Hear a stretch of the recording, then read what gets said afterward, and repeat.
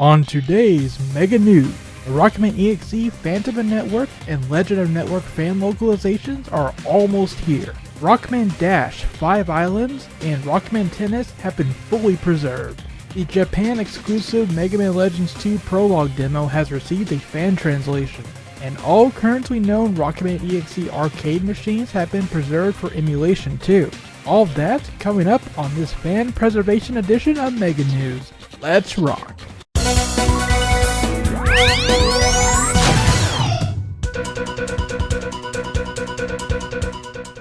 Welcome to your Mega News for May 13th, 2024. Coming to you from the ShadowRockZX YouTube channel and themmnetwork.com.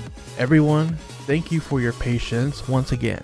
The theme for today's roundup will be updates on Mega Man game preservation, translation, and other fan efforts. Let's begin with the big news of the week. For those living under a rock man for the past 5 months, Rockman EXE, Phantom of Network, and Legend of Network are 2 lost-to-time Japanese feature phone games that, despite the hardware limitations of the time, still end up being full-featured Mega Man bound network games, complete with full-length stories spanning several chapters, and even post-game content. In terms of release timing, Phantom of Network was like a bound network 4.5, wait, that already exists. Plot elements from Phantom of Network did inspire parts of the Rockman EXE Beast Plus arc of the anime. Meanwhile, Legend of Network was released after Battle Network 6, making it technically the latest entry in the series, not counting the Legacy Collection. Gameplay-wise, the real-world exploration did get simplified down to a visual novel or old-school RPG-style progression, and you do lose the isotopic camera angle, opting for a top-down view instead. But other than that, the net exploration, battle chip collecting, power-up systems, and banger soundtracks that you expect from the series are still intact. Most impressively, the battle system plays exactly like the GBA games, down to keeping the custom window and allowing full control of Mega Man. You'll be hard-pressed to find another Bound Network spin-off game that is so faithful to the mainline series. And Capcom pulled it all off on 2000s era cell phones.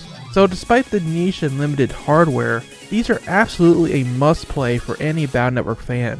And locally, thanks to the efforts of a group of passionate fans, us English speakers will get to experience these lost entries in their full glory very soon. Or if you're watching this from the future, most likely right now. After the 2 games were kinda accidentally fully preserved by the Scilab Secrets team back at the tail end of last year, I have a video and an interview about that you can watch. It didn't take long at all for the Rockman EXE Zone to pick them up to produce a fan English localization for each, with the forum topic featuring the official announcement being posted on January 25th. In a neat full circle moment, the original owner of the phone that both games were dumped from, Midori, handled the translations for this project and completed the work quite fast to boot. To kick the coverage off, I am thrilled to share via Prof 9 that the Phantom of Network and Legend of Network fan localizations are releasing on May 25th, 2024. That's just a little over a week and a half away from the time of this recording, and honestly, way sooner than I was expecting. Color me pleasantly surprised. On April 25th, Prof 9 posted the first round of screenshots and updates. I'm seeing a theme with these dates. Mega Rock EXE created the spiffy English title logos for each game. Interestingly, the Mega Man Battle Network Legacy Collection's art gallery already officially localized the titles as MMBN Phantom of Network and MMBN Legend of Network. Despite that, the titles for Trez's fan localization will be Mega Man Phantom of the Network and Mega Man Legend of the Network. Other spin-offs in the series like Mega Man Battle Chip Challenge and Mega Man Network Transmission also dropped the Battle Network from the title, so it made the most sense to do that here as well to avoid repeated words. When the localization is officially released, there will be instructions included on how to get things set up. But the gist is that once you have the game files and translation patch in order, you will need to use Trez's Patcher program that will walk you through selecting the correct files and options. The patcher also allows you to migrate save data in case you were already playing on the Japanese version. I know a lot of folks will immediately ask if you can play this on other hardware like a Steam Deck or an actual phone.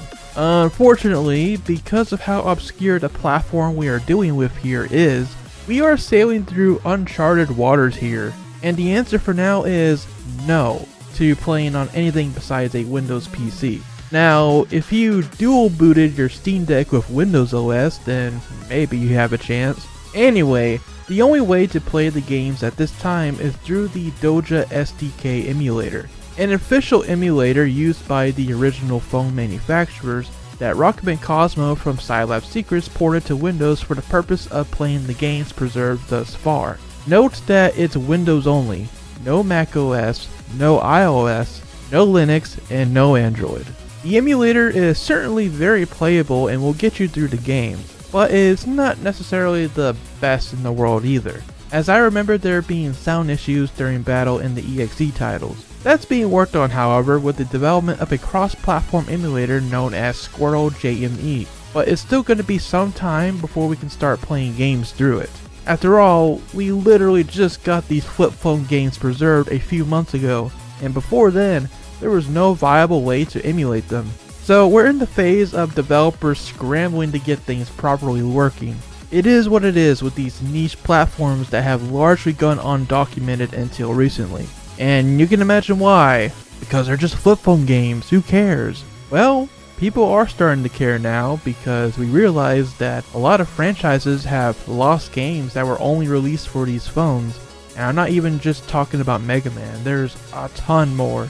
We'll let you know when improved play options become available, but for now, the Doja SDK emulator through Windows OS, it is. When playing the EXE games on the Doja emulator, your Windows locale determines the font of the text, and the English patch is fully optimized for the text rendered in Western locales. Furthermore, Trez is fixing practically every bug and glitch that they have been able to find, with the exception of the double charge shot glitch. That makes Mega Man fire 2 charge shots if the custom window is open on the same frame that he is about to fire. The rest of the bugs that will be fixed are listed on the Trez wiki.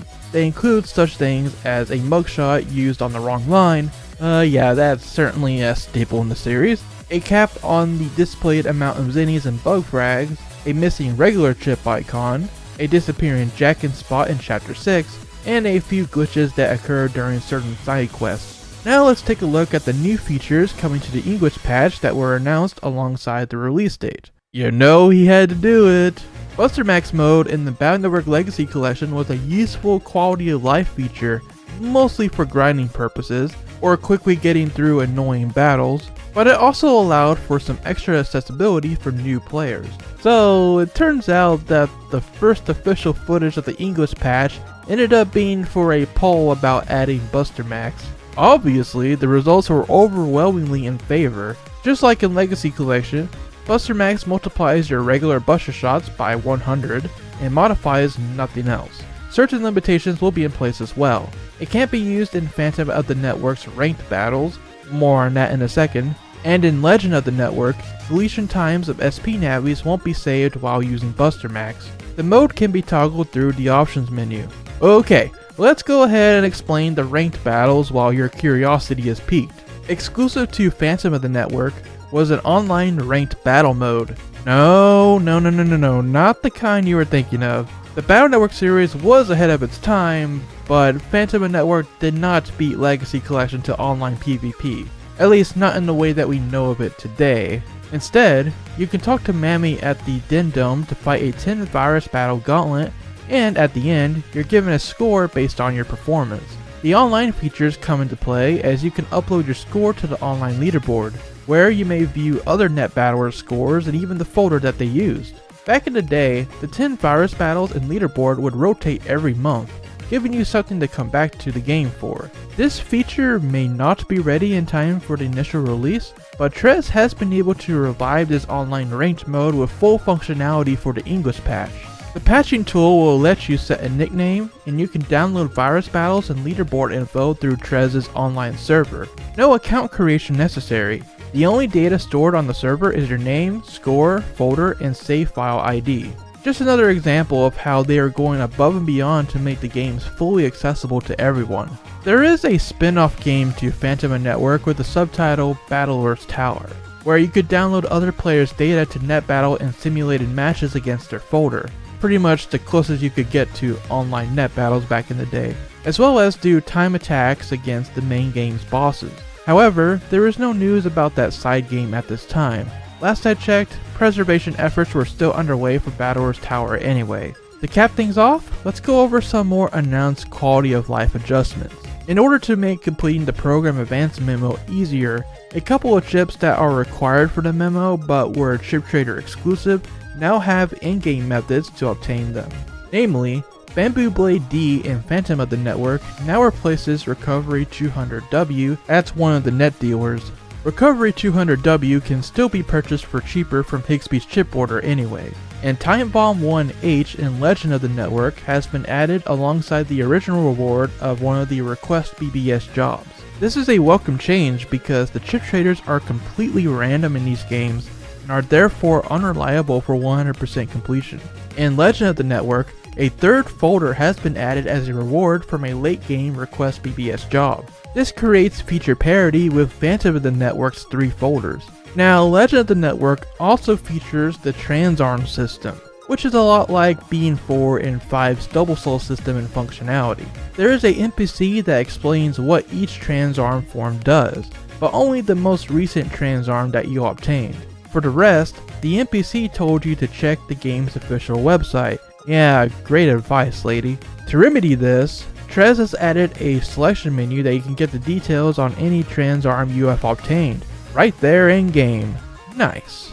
Last but not least, Legend of the Network now has a toggle to enable animated backgrounds, which was a feature of the AU version of the game, but not carried over to the iMode port for some reason. Scilab Secrets assisted Trez in digging up the data to port the animated backgrounds back into the iMode version, so you can keep the original flat color backgrounds or go animated. It's up to you. All in all, these are shaping up to be the definitive versions of Phantom and Legend of the Network as Trez envisioned. As always with their projects, I am thoroughly impressed with the speed that the team was able to complete the project and how many things were added or changed in that short time. It really does feel like just yesterday that the games were preserved at all, and now the translation is almost already here. I sure am glad I waited for the translation to finally play these for myself, which I do plan to stream both of them. Not every day you get to play through a brand new quote-unquote Mega Man Battle Network game. Hope you guys are looking forward to May 25th. I sure am. Thank you to Trez and Scilab Secrets for all they do. In other Scilab Secrets preservation news, in case you haven't heard already, Rockman Dash Great Adventure on 5 Islands has been fully preserved as of late February, in addition to Rockman Tennis. As noted last time, the team brute forced to the point of decrypting a folder on their phone's SD card that contained Rockman Tennis and the 5th chapter of 5 Islands.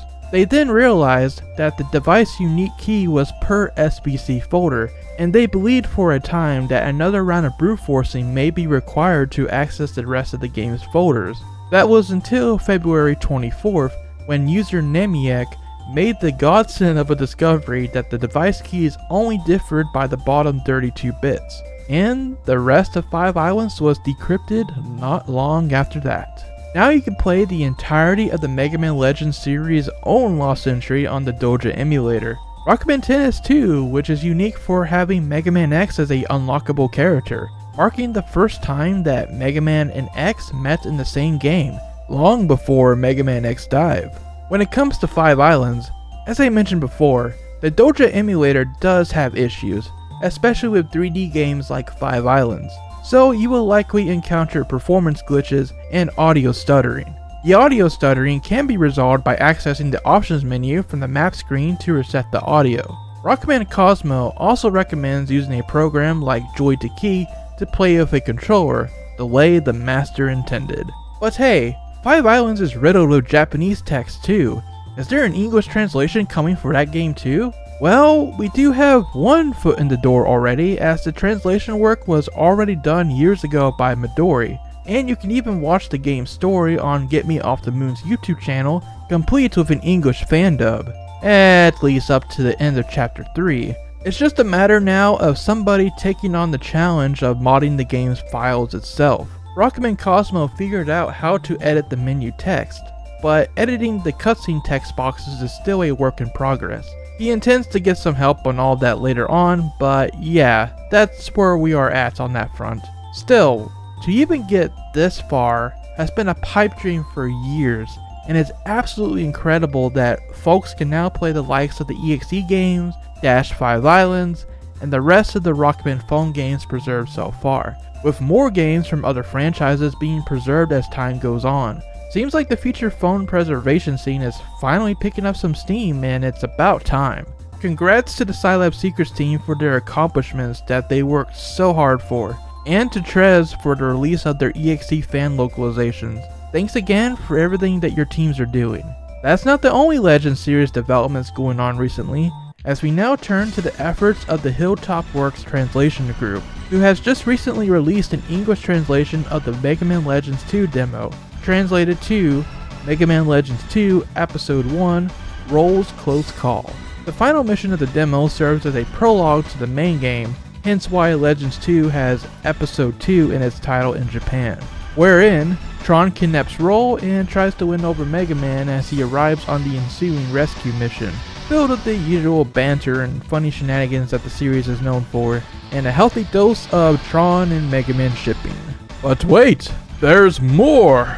Exclusive to the English patch, Hilltop Works added an option to access the secret dev debug room. That's got things like a facial animation test with Tron and a gigantic Roll. In another awesome piece of Mega Man Legends 2 history, the option provides access to the unreachable city that bizarrely is featured in a screenshot on the back of the Legends 2 case, but otherwise is nowhere to be found in the final game. It could have been a beta Ruminoa city on Nino Island before they leaned in harder on the man-made vibes that the final town gives off, but truthfully, who knows? I played this patch for myself on stream recently, and while the demo isn't very long, it's still a charming piece of Mega Man history that definitely deserved to be brought to Western audiences. Boy, I sure am glad that the final Legends 2 didn't keep those one-way bunker hatches though. I would call the demo, along with the English patch, a must-play for anyone calling themselves a Legends fan.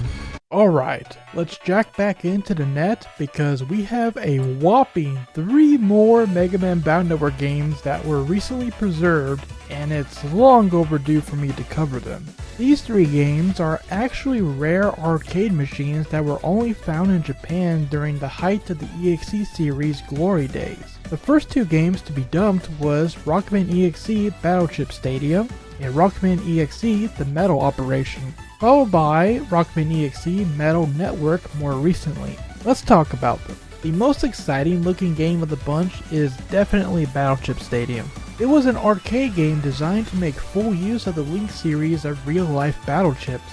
In Japan, you could use the Link PTEX toy, your Japanese copy of EXE6 with the Beast Gate, and the Battleship Stadium kiosk in tandem with your Link Navi chips to raise the power level of your Navis beyond the limit in the GBA game. You begin the game by slotting in your Navi Data battle chip, and once your Navi Data is loaded, you can face off against a CPU or a second player in a similar fashion to Battleship Challenge, but flashier.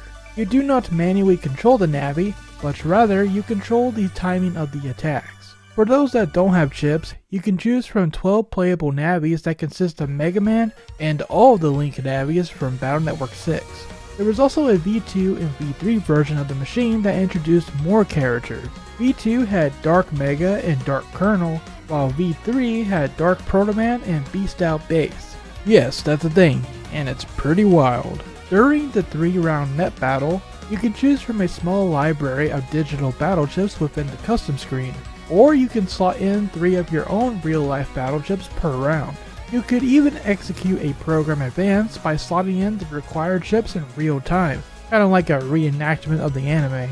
Whether your attack goes off, lands a critical hit, or misses is determined by a roulette wheel, so timing your button presses is key. Your opponent could also block attacks, including program advances, by using a barrier-type battle chip. When the net battle is finished, you gain experience points that can be redeemed for stat upgrades for your Navi that are saved onto the physical chip thanks to the chip's internal battery. You could raise your Navi as high as level 99 using the Battleship Stadium, By fulfilling the right conditions, the Battleship Stadium machine also awarded players with physical battle chips to take home, including colored variant chips. Meanwhile, Rockman EXE, the medal operation, coincided with the release of EXE5. Players start by depositing medals, aka arcade tokens, into the machine. The gameplay itself played out on a board and had you tackle 5 types of minigames based on different scenes in EXE5.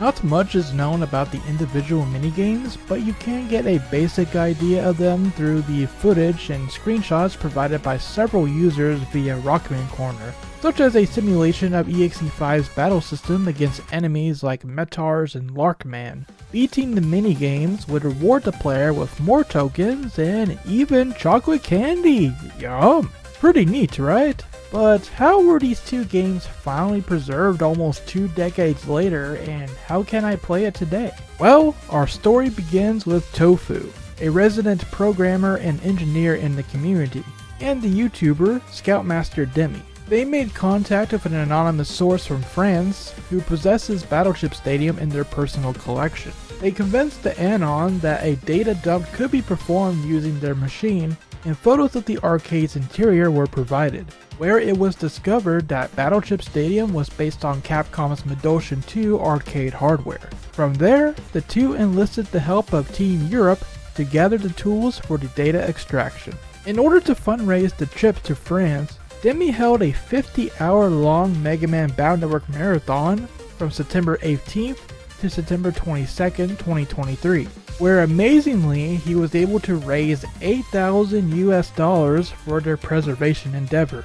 With that budget, Tofu and Demi set off on their mission to France and met the collector in November. Tofu successfully extracted the data for both Battleship Stadium and the medal operation. Meanwhile, Demi filmed the preservation for documentary purposes, and he has uploaded the cutscenes, the soundtrack, and the sound effects from Battleship Stadium onto his YouTube channel. Other than that, here's the scoop on their haul. They have dumped the Battleship Stadium version 3, which is the most up-to-date version of the game before it got discontinued in 2009. That includes all the navies from the previous versions that I talked about. It also contains an exclusive advertisement for the then upcoming Mega Man Star Force 1. As for emulation, MAME is our emulator of choice, and the crew managed to get both games booting. But because Capcom's Medoshin hardware is not currently supported by MAME, not to mention the two games' unique reliance on real-world battleships, physical switches, and levers that are going to require entirely new plugins to function in MAME, suffice to say, their work is cut out for them to get these titles into a playable state. Tofu did document the boards and chips that the machines use, and notably, the audio for Battleship Stadium is handled by a separate soundboard. So, Tofu commissioned someone to reverse engineer the sound chip. As of January 8th of this year at least, they managed to get graphics and sound emulation for Battleship Stadium working, though it was still a work in progress. And that was a few months ago, so hopefully it won't be much longer before we see these games in a fully playable state in MAME. The final Battle Network arcade game that is known, Rockman EXE Medal Network, was recently dumped and preserved as of March 31st, 2024. Originally released in Japan around 2002, the game features another board game type system where the player rolls the dice to guide Mega Man around the board on a quest to collect as many medals as possible, which were redeemable for real-life prizes. You earned medals by landing on a Metar space, catching out on star panels, and doing events of other net navies. That includes some of the staples like Gutsman and Roll. The machine was discovered by Tofu during his quest to find Battleship Stadium, as he stumbled upon the website for Asobi Doraka Shenaikawa. Sorry if I butchered the name. It's an arcade game center that still had a working Metal Network unit, as verified by Dungi1818. A bit later, Tofu met Bijimoto, an arcade collector in Japan, who informed Tofu in February 2023 that the arcade had posted a broken notice on the Metal Network machine. Yeah, that's pretty worrying. So after networking with more people like Discord user LNRC to get in contact with the arcade's owner, they agreed to give Tofu the machine for free, and thus it was added to Bijimoto's collection for safekeeping and to dump the game. Michimoto pointed out that there was another functional game on MAME that was developed on the same hardware as Metal Network, and I'm not even going to bother pronouncing that one. But back then, there was a bunch of Japanese arcade games for different franchises that worked just like Metal Network, so it's not too surprising to find another game that was made on the same hardware. Anyway, Tofu managed to force MAME to run Metal Network, thinking it was that other game, and that resulted in a mostly functional ROM. Of course, you'll notice the background graphics are all jumbled, so it's another work in progress for the team. But the key takeaway is all of the known Rockman EXE arcade games up to this point have been preserved, and until they're all fully playable in MAME, the data is at least available for the purposes of extracting assets and the like. That is so cool. Thanks to Tofu, Gimme, and everyone else involved for making yet another preservation pipe dream come true. That's all the time we have for this edition of Mega News. Once again, I am seriously impressed and thankful to everyone involved in bringing these obscure pieces of Mega Man history to Western audiences, and preserving them forever for future generations to come, as it is an unfortunate reality in today's gaming scene that without the efforts of these passionate fans, many of these games may have been lost to time for all eternity. Be sure to give everyone involved a round of applause and a big thank you in the comments. While you're doing that, thank you all for watching, and to those that support ShadowRockZX, including our generous channel members that we'll showcase on screen. I sincerely appreciate you all being here. Stay tuned to ShadowRockZX because there is still lots more Mega News to round up where that came from. And you bet I got plans lined up for the EXE Phantom and Network and Legend of Network translations that are coming out. Lastly, check out the mmnetwork.com for all sorts of articles on the Mega Man franchise and videos like this one. Until we meet again, rock on and have yourselves a wonderful time zone.